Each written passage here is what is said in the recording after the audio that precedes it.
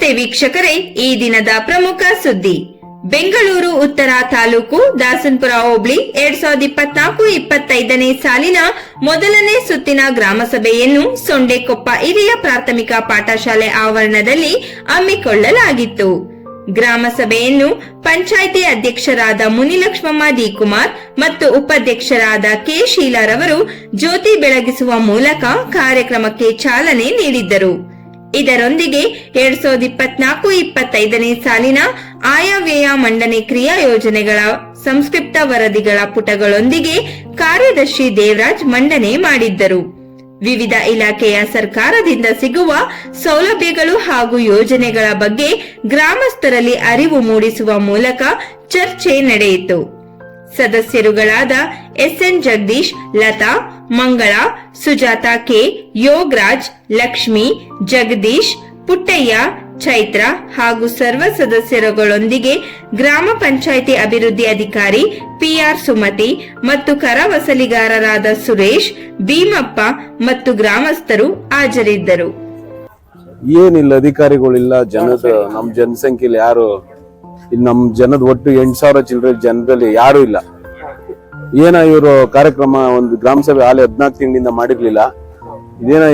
ಇದ್ರದ್ದು 15 ಫೈನಾನ್ಸ್ ಈ ಸರ್ಕಾರದಿಂದ ಬರಗೋಲ್ಡ್ ಸವಲತ್ತುಗಳು ನಿಂತೋಗಿತ್ತು.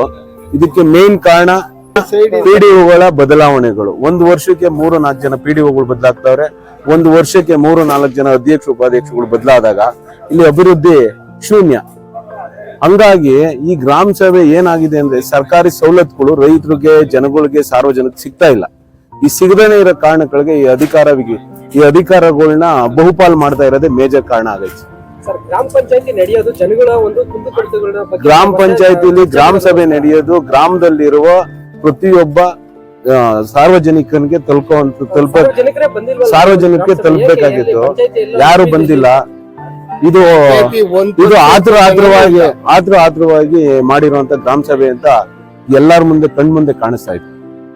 ಗ್ರಾಮ ಪಂಚಾಯತಿ ಆಮೇಲೆ ಗ್ರಾಮ ಪಂಚಾಯತಿಲಿ 21 ಜನ ಗ್ರಾಮ ಸಭೆಯಲ್ಲಿ ಸುಮಾರು 7-8 ಜನ ಗ್ರಾಮ ಪಂಚಾಯತಿ ಮೆಂಬರ್ಗಳೇ ಬಂದಿಲ್ಲ. ಅದು ನೀವೇ ಕೇಳ್ಬೇಕು, ನೀವು ಈ ಮೀಡಿಯಾದವರೇ ಕೇಳ್ಬೇಕು, ಯಾಕೆ ನೀವು ಇವತ್ತು ಈ ಗ್ರಾಮ ಸಭೆಗೆ ಹೋಗಿಲ್ಲ ಅಂತ. ನೀವು ಬರ್ದೇನೆ ಇರೋ ಗ್ರಾಮ ಪಂಚಾಯತಿ ಸದಸ್ಯರು ಕೇಳ್ಬೇಕು. ಆಮೇಲೆ ನಮ್ಮಲ್ಲಿರೋ ಉನ್ನತ ಅಧಿಕಾರಿಗಳು, ನಮ್ ಇಒ ಆಗ್ಲಿ, ನಮ್ ಸಿಇಒ ಆಗ್ಲಿ, ನೀವು ಯಾವಾಗಾರು ಸಿಕ್ತ ಕೇಳಿ, ಯಾಕೆ ನೀವೆಲ್ಲ ಗ್ರಾಮ ಪಂಚಾಯತಿಗೆ ಗ್ರಾಮ ಸಭೆಗಳಿಗೆ ಹೋಗ್ತಾ ಇಲ್ಲ? ಏಕೆ ನೀವು ಅವ್ರನ್ನ ಸಾರ್ವಜನಿಕರನ್ನ ಎದುರಿಸಕ್ಕೆ ಏನಾದ್ರು ತೊಂದರೆ ಆಯ್ತದ? ತಹಸೀಲ್ದಾರ್ಗಳು ಬಂದಿಲ್ಲ. ಇಲ್ಲಿ ನಮ್ಮಲ್ಲಿ ಅಕ್ರಮ ಬಡಾವಣೆಗಳಾಗವೆ. ನಮ್ಮಲ್ಲಿರೋ ಗೋಮಾಳ ಸರ್ವೆ ನಂಬರ್ 68, 64 ಗೋಮಾಳಗಳು ಒತ್ತುವರಿಯಾಗಿ 1 ಎಕರೆ ಜಮೀನ್ ಇದ್ರೆ 1.5 ಎಕರೆ ಲೇಔಟ್ ಹೊಡೆದು ಅಮಾಯಕರಿಗೆ ಮಾರೋರೆ. ಇದಕ್ಕೆ ಪ್ರಶ್ನೆ ಆಗ್ಬಿಟ್ಟೈತೆ ನಮ್ಮಲ್ಲಿ. ಅದು ಬೆಂಗಳೂರಿಗೆ ಹತ್ರ ಇರುವಂತಹ ವಿಧಾನಸೌಧಕ್ಕೆ ಕೇವಲ 25-30 ಕಿಲೋಮೀಟರ್ ಅಂತರದಲ್ಲಿ ಇರುವಂತಹ ಈ ನಮ್ಮ ಸೊಂಡೆಕೊಪ್ಪ, ಇದನ್ನ ನಮ್ಮ ಜಿಲ್ಲಾಧಿಕಾರಿಗಳಾಗ್ಲಿ, ತಾಲೂಕ್ ದಂಡಾಧಿಕಾರಿಗಳಾಗ್ಲಿ, ನಮ್ಮ ಸಿಇಒ ಆಗ್ಲಿ, ಇವರೆಲ್ಲ ಬಂದು ಕ್ರಮ ತಗೊಬೇಕು, ವಾಸ್ತವ ನೋಡ್ಬೇಕು. ಆಮೇಲೆ ನಮ್ಮ ಪಂಚಾಯತಿ, ಆಮೇಲೆ BDN ಅಲ್ಲಿ ವಿಲ್ಲಾ ಕಟ್ಟಿದ್ದಾರೆ, ನಮ್ಗೆ ಟ್ಯಾಕ್ಸ್ ಕಟ್ಟಿಲ್ಲ. ಸುಮಾರು 28-30 ಲಕ್ಷ ಒಂದು ವರ್ಷಕ್ಕೆ, ಸುಮಾರು ಒಂದು 50-60 ಲಕ್ಷ ಟ್ಯಾಕ್ಸ್ ಕಟ್ಬೇಕು. BDN ಅವರು ಕಟ್ಟಿಲ್ಲ. ನಮ್ಮ ಪಂಚಾಯತಿಲಿ ಅದನ್ನ ಕೇಳಕ್ಕೆ BDN ಅಲ್ಲಿ ಒಳಗ್ ಬಿಡಲ್ವಂತೆ. ಇದು ಪ್ರಶ್ನೆ ನಮ್ಗೆ. ನಮ್ ಜಮೀನು ನಮ್ಮ ಬೆಂಗಳೂರು ಉತ್ತರ ತಾಲೂಕಲ್ಲಿ ನಮ್ಮಲ್ಲಿ ಬಡವರಿದ್ದಾರೆ, ನಮ್ಮಲ್ಲಿ ರಸ್ತೆ ಹೋಗುತ್ತೀಗ, ಅವ್ರಿಗೆ ಸೈಟ್ ಕೊಡಕ್ ಜಾಗ ಇಲ್ಲ ಅಂತ. ಈ ಗ್ರಾಮ ಸಭೆಯಲ್ಲಿ ಜನಗಳಿಗೆ ಉಪಯೋಗ ಏನೂ ಆಗಿಲ್ಲ. ಜನಗಳಿಗೆ ಉಪಯೋಗ ಯಾವ್ದು ಆಗ್ತಾನೆ ಇಲ್ಲ. ಇವತ್ತಿಂದ ಅಲ್ಲ, ಕಳೆದ 3 ವರ್ಷದಿಂದ ನಮ್ಮ ಪಂಚಾಯತಿಲಿ ಸಾರ್ವಜನಿಕ ಯಾವ್ದು ಅನುಕೂಲ ಏನೈತೆ ಸರ್ಕಾರದಿಂದ ಮತ್ತೆ ನಮ್ಮ ಶಾಸಕರಿಂದ ಬರುವಂತ ಅನುದಾನಗಳಿಂದ ಅಭಿವೃದ್ಧಿ ಆಗ್ತಾ ಇದೆಯೇ ಹೊರತು ನಮ್ಮ ಪಂಚಾಯತಿಲಿ ಯಾವುದೇ ಆಗ್ಲಿ ಸರಿಯಾಗಿ ಟ್ಯಾಕ್ಸ್ ಕಲೆಕ್ಷನ್ ಮಾಡ್ತಿಲ್ಲ. ರೆವಿನ್ಯೂ ಬಡಾವಣೆಗಳಾಗವೆ. ಇದು ರೆಗ್ಯುಲರೈಸ್ ಬಡಾವಣೆಗಳಿಂದ ಟ್ಯಾಕ್ಸ್ ವಸೂಲಿ ಮಾಡಿಲ್ಲ. ಖರ್ಚುಗಳು ಜಾಸ್ತಿ. ಕಸ ವಿಲೇವಾರಿ ಮಾಡ್ತಾರೆ, ಕಸದ ಖರ್ಚು ಮಾಡೋರೆ, ವಾಟರ್ ಮೇಂಟೆನೆನ್ಸ್ ಖರ್ಚು ಮಾಡೋರೆ, ಸ್ಟ್ರೀಟ್ ಲೈಟ್ ಖರ್ಚು ಮಾಡೋರೆ. ಸುಮಾರು ಇದನ್ನೇ 15-25 ಲಕ್ಷ ಖರ್ಚು ಮಾಡೋರೆ. ಇದ್ರದ್ದು ಏನು ಪ್ರಯೋಜನ ನಮ್ಗೆ? ರೆವಿನ್ಯೂ ಲೇಔಟಿಗೆ ನೀರ್ ಕೊಡ್ತೀವಿ, ರೆವಿನ್ಯೂ ಲೇಔಟಿಗೆ ಕರೆಂಟ್ ಕೊಡ್ತೀವಿ, ರೆವಿನ್ಯೂ ಲೇಔಟ್ ಅಲ್ಲಿ ನಾವು ಟ್ಯಾಕ್ಸ್ ವಸೂಲಿ ಮಾಡಂಗಿಲ್ಲ. ಇದಕ್ಕೆ ಯಾರು ಪ್ರಶ್ನೆ? ಸರ್ಕಾರ ಉತ್ತರ ಕೊಡ್ಬೇಕು. ಒಂದು ಸ್ಟ್ರೀಟ್ ಲೈಟ್ ಒಂದು ವೋಚರ್ ಕೊಡಿ, ಇದಾಗಿದೆ, ನೀವು ಒಂದು ಕೊಡಿ ಅಂತ ಕೇಳಿದ್ರ ಸೆಕ್ರೆಟರಿ ಅವರು ಏನು ನಿಮ್ಗೆ ಒಂದು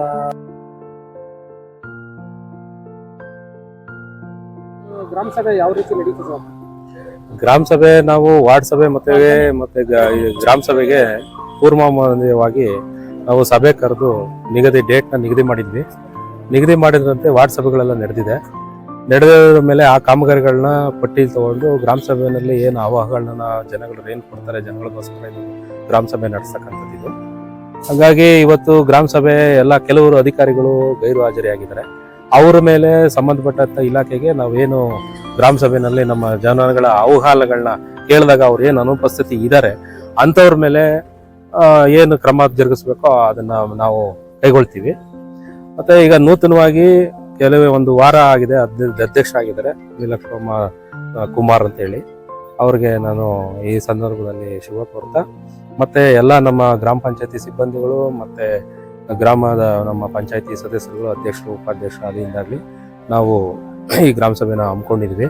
ಮತ್ತೆ ಈಗ ಇಲ್ಲಿ ಜನಗಳು ಸ್ವಲ್ಪ ಕಮ್ಮಿ ಇತ್ತು. ಇಲ್ಲಿ ಮೇಲ್ಗಡೆ ಬಸ್ ಸ್ಟ್ಯಾಂಡ್ಗೆ ನಿಯರ್ ಇಲ್ದಲೇ ಇರೋದ್ರಿಂದ ಸ್ವಲ್ಪ ಕೊರತೆ ಇತ್ತು. ಹಾಗಾಗಿ ಯಶಸ್ವಿ ಆಗಿದೆ. ಕೆಲವರು ಅಧಿಕಾರಿಗಳು ಬಂದಿಲ್ಲ. ಕೆಲವರು ಅಧಿಕಾರಿಗಳೆಲ್ಲ ಬಂದಿರೋರು ಏನು ಅವರು ಮಾಹಿತಿ ಏನ್ ಕೊಟ್ಟಿದ್ದಾರೆ ಇಲಾಖೆ ವತಿಯಿಂದ ಏನೇನು ಜನಗಳಿಗೆ ನಮ್ಮಲ್ಲಿ ಈ ವರ್ಷದ ಸಾಲಿಗಳಲ್ಲಿ ಏನೇನು ಮಾಡ್ಬೋದು ಅನ್ನೋದನ್ನ ಮತ್ತೆ ಏನೇನು ಅವಶ್ಯಕತೆ ಇರೋದನ್ನ ಹೇಳಿದ್ದಾರೆ. ಅದನ್ನ ಸದುಪಯೋಗ ಪಡಿಸ್ಕೊಳ್ಳಿ ಅಂತ ಹೇಳ್ತಾ ಈ ಒಂದು ತಮ್ಮ ಅಹವಾಲು ಏನಾದ್ರು ಇದ್ರೆ ಹೇಳಿ.